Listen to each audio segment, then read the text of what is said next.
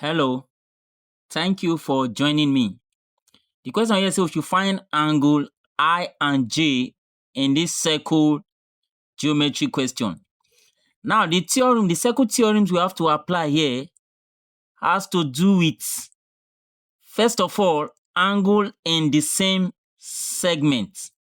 Now, let's look at these 2 points now. If you look at this point and you look at this point, you have this line moving to this circumference here, and you have this line coming to this circumference to form angle I.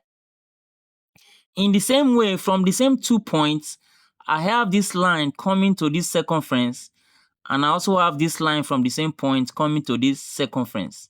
So I have pairs of lines coming from the same point.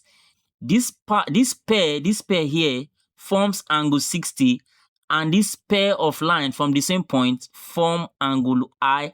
Now, when you have a situation like that, what you just need to know is that the two angles are in the same segment, and angles in the same segment are equal. So I can simply say angle I is equal to 60 degrees. And what's the reason?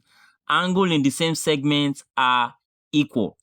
Now, the next thing for us to find J, we look at this line. This line is passing through the center of the circle. So this is a diameter. So this line is a diameter.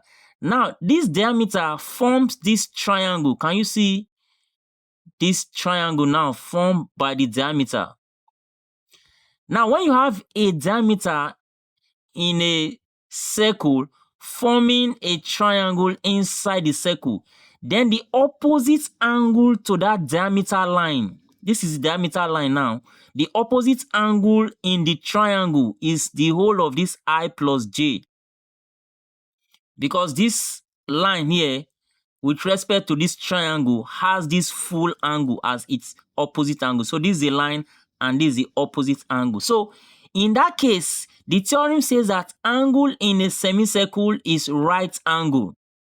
Angle in a semicircle is right angle. So when you have a line like this, the opposite angle to that diameter line is 90 degrees. That is the meaning of right angle.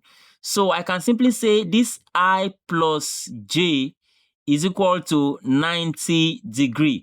The full angle here is the right angle that we are talking about, this full angle. So I plus J is 90 degrees, but I is already 60 degrees. We have obtained I at 60 degrees plus J is equal to 90 degrees. From there, we can simply make J the subject of the formula. And we say J, we can say angle J is equal to 90 minus 60. When this positive 60 comes to this side, it becomes minus 60. And finally, 90 minus 60 will give us J as 30 degrees. And that's the final answer. Hope you enjoyed this video. Please don't forget to like, share, and join for more videos. Thank you for watching.